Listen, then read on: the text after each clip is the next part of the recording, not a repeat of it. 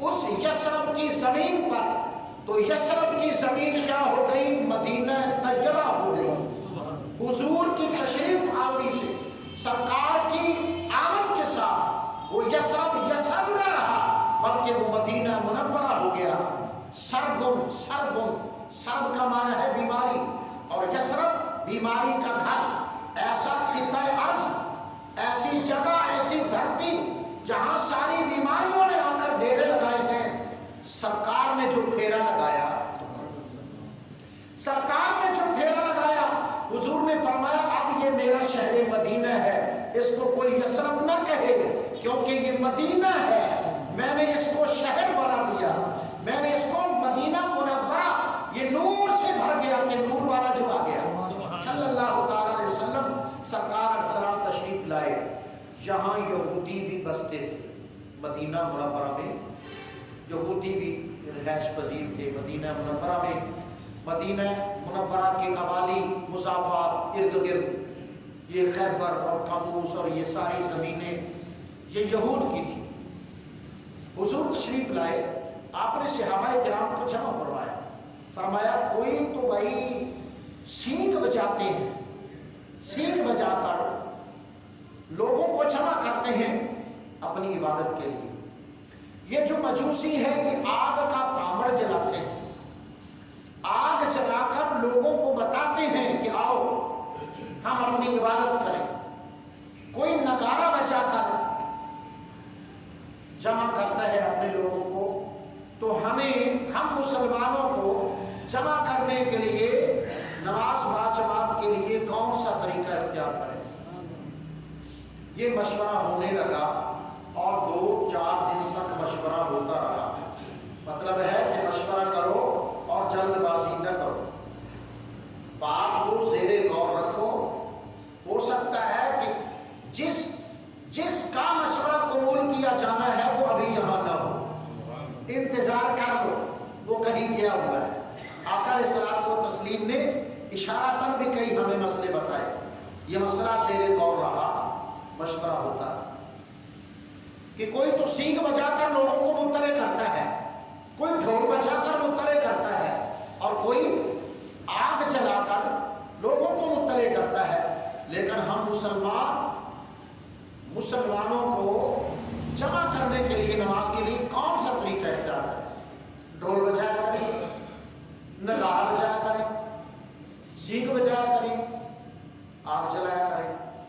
مشورہ ہو رہا ہے۔ لو جی، رات گزری، صبح نماز ہوئی اور سارے صحابہ حضور کی خدمت میں حاضر ہوئے۔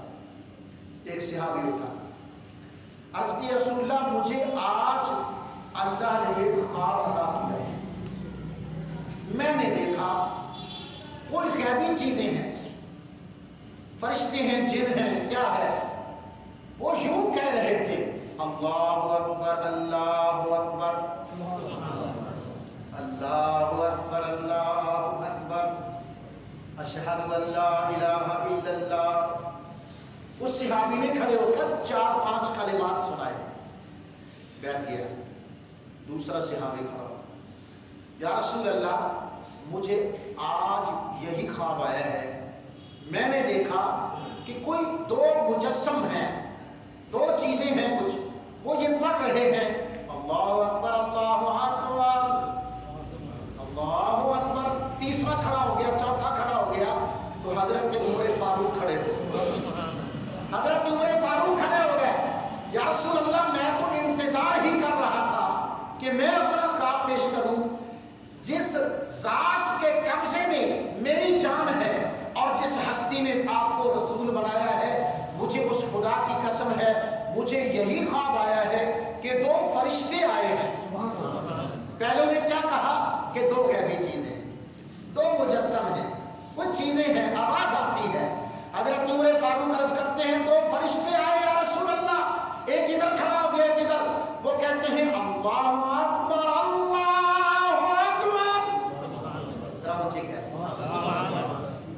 ساری اذان سنائیے، فرمایا یہ بھی کہہ رہا ہے، یہ بھی کہہ رہا ہے۔ تیسری گواہی اور چوتھی گواہی عمر فاروق کی ہو گئی، خدا کو یہی منظور ہے، بس یہی ہمارا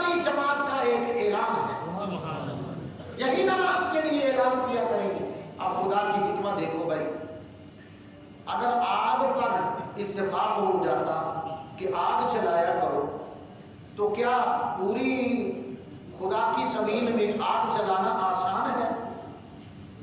کیا ایسے علاقے نہیں ہیں کہ جہاں مسلمان بستے ہیں لیکن لکڑیاں نہیں ہیں، یا لکڑیاں ہیں تو مہنگی ہیں؟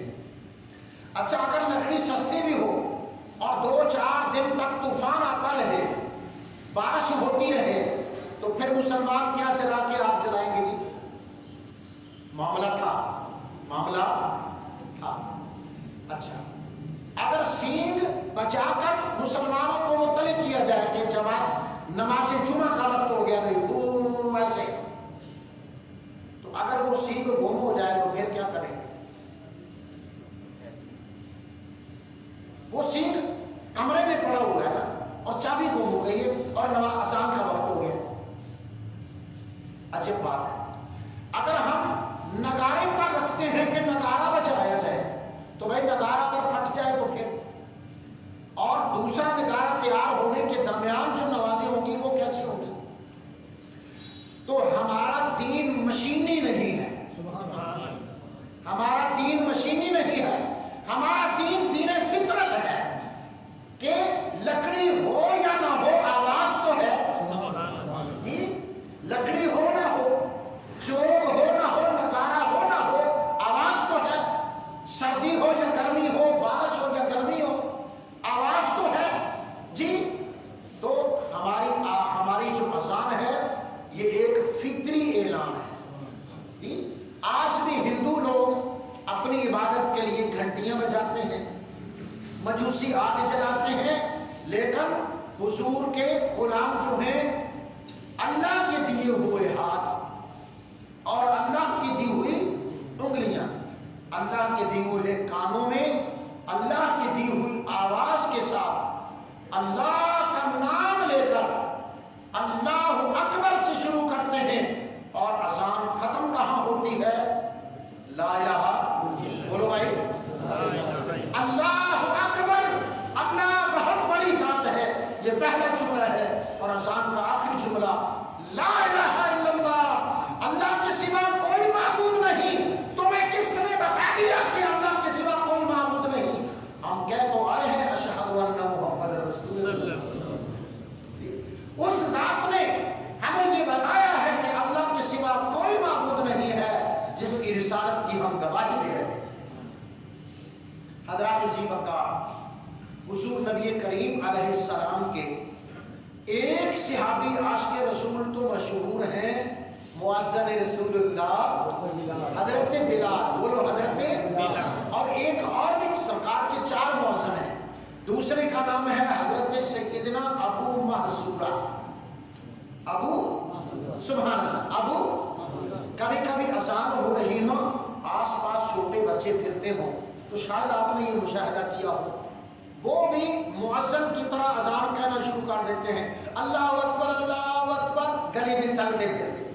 یہ کبھی ہوا مشاہدہ کہ ادھر اذان ہو رہی ہو تو بچے نا وہ کاٹ کرتے ہیں، سن کر جی متاثر ہوتے ہیں نا، وہ بھی کہنا شروع کر دیتے ہیں، ہاتھ میں کوئی شاپر ہے، سامان ہے، گلی میں جا رہا ہے، ادھر اذان ہے، وہ بچہ بھی کہنا شروع کر دیتا ہے اللہ اکبر اللہ اکبر۔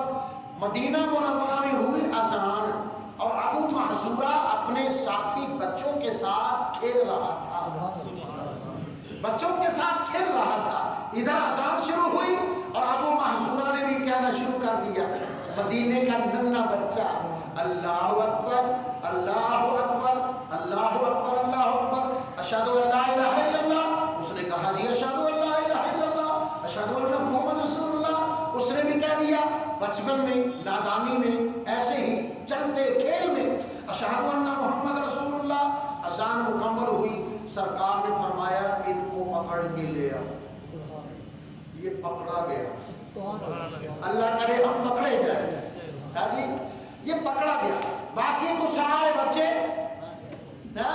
دوڑ گئے، یہ کھڑا رہا، یہ کھڑا رہا، اور اپنی بات اگر حق ہو تو حق پہ کھڑے رہنا چاہیے۔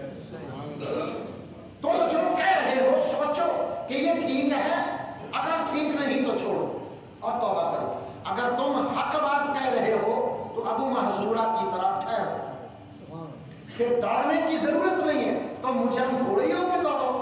ابو ابو محذورہ کھڑے ہو گئے، صحابہ نے پکڑ کے سرکار کی بارگاہ میں بٹھا دیا۔ آپ نے ارشاد فرمایا ہن پڑھنا جویں پڑھدا سی۔ بچہ سہم گیا کہ میں اب کیا الفاظ تھے وہ تو بھول ہی گئے، سرکار کی بارگاہ ہے نا، وہ پڑھو نا۔ بچہ ہمت نہیں کر رہا۔ سرکار نے فرمایا اچھا میں پڑھاتا ہوں پڑھتے جاؤ، میں پڑھاتا ہوں پڑھتے جاؤ۔ بچہ خاموش ہے، سرکار نے شروع کر دیا، بولو بیٹا اللہ اکبر اللہ اکبر۔ ابو محذورہ نے کوشش کی، اللہ اکبر اللہ اکبر۔ فرمایا بیٹا اذان اس طرح نہیں دینی، اونچی آواز سے دینی، پڑھو نا اللہ اکبر اللہ اکبر۔ اب ہمت ہو گئی، ابو محذورہ نے کہا اللہ اکبر اللہ اکبر، اشہد ان لا الہ الا اللہ اشہد ان لا الہ الا اللہ۔ سرکار نے ساری اذان کہلوائی، اذان ساری کہلوائی اور فرمایا بیٹا جاؤ۔ عرض کیا اب کدھر جاؤں؟ سبحان اللہ، اب اپنی بارگاہ میں رکھو یا رسول اللہ۔ آقا علیہ السلام نے منظور فرما لیا، اور حضرت بلال کے بعد جو دوسرا مؤذن مسجد نبوی ہے وہ حضرت سیدنا ابو محذورہ ہے، سیدنا ابو محذورہ ہے رضی اللہ تعالیٰ عنہ۔ اب آئیے حضرات میں آپ کی خدمت میں مسائل اذان کی عرض کروں۔ اس سے پہلے میں دو احادیث مبارکہ جمعے کے خطبے پر آپ غور کیا کریں، اس میں بھی فقہی مسائل ہوتے ہیں، آیات احادیث مبارکہ واعظ و نصیحت اور چند مسائل ہوتے ہیں۔ فاذکروا اللہ عند کل شجر وحجر، اللہ کے بندو ہر پتھر ہر درخت کے پاس خدا کا ذکر کیا کرو۔ کیوں پہاڑ کے پاس ذکر کریں؟ کیوں سنگریزوں اور ذروں اور ریت کے ٹیلوں کے قریب ذکر کریں؟ کیوں جنگلوں اور درختوں کے پاس ذکر کریں؟ فرمایا یہ ریت کا ہر ذرہ اور درخت کا ہر پتا تمہاری آواز پر تمہاری اس نیکی پر گواہ ہو جائے گا۔ اس لیے وذکروا اللہ عند کل شجر وحجر، ہر درخت ہر پتے ہر پہاڑ ہر جگہ جی اللہ کا ذکر کیا کرو۔ تو جہاں تک مؤذن کی آواز جاتی ہے، پہلے زمانے میں لوگوں کے گلے تکڑے تھے، طاقت تھی، 2-3 میل تک فطرتاً آواز چلی جاتی تھی۔ اب ہم کمزور ہو گئے تو اللہ نے ہمیں آلات دے دیے کہ جب سپیکر میں کوئی اذان پڑھتا ہے، ویسے بولنے سے بڑی آواز، جب اذان زور سے پڑھی جاتی ہے تو پھر رات کو کا وقت ہو، عشاء اور فجر کے وقت تو بڑی دور دور اذانیں سنائی دیتی ہیں الحمدللہ۔ تو سرکار دو عالم علیہ السلام فرماتے ہیں جہاں جہاں مؤذن کی آواز جائے گی، ہر چیز قیامت کے دن مؤذن کی نیکی اور ایمان پر قیامت کے دن گواہی دے گی۔ اتنی شان ہے۔ اب دوسری حدیث پاک سنیے، آقا علیہ السلام فرماتے ہیں مدینہ منورہ میری پاک مسجد نبوی میں جب اذان ہوتی ہے تو شیطان اذان کی آواز سن کر مقام روحا پر چلا جاتا ہے۔ مدینہ منورہ میں مسجد نبوی پاک میں جب اذان ہوتی ہے، سرکار علیہ السلام فرماتے ہیں شیطان اذان کی آواز سن کر مقام روحا پر چلا جاتا ہے۔ مقام روحا مدینہ منورہ سے 30 میل دور ہے۔ اب 30 میل کے آپ کلومیٹر خود بنا لیں گے کہ جب اذان شروع ہوتی ہے، اذان کی آواز سن کر شیطان بھاگتا ہے، اس کو پناہ نہیں ملتی، اس کو پناہ نہیں ملتی، وہ بھاگتا ہے، اپنی جان بچاتا ہے، اس کو جان پر بن جاتی ہے اور وہ مقام روحا پر جا کر ٹکتا ہے۔ مقام روحا 30 میل دور ہے مدینہ منورہ سے، لیکن اب ایسا نہیں ہے۔ ادھر مدینہ منورہ میں اذان ہوتی تھی، وہ بھاگ جایا کرتا تھا میدان مقام روحا پر، اور مقام روحا پر کوئی آبادی مسلمانوں کی تھی نہیں، اس لیے وہ ٹک جاتا تھا۔ لیکن یہاں خصوصاً پاکستان میں، سعودیہ میں، بر صغیر میں، جی باقی ممالک اسلامیہ میں شیطان ٹکتا نہیں ہے۔ ادھر سے جامع مسجد مڈھالی سے آواز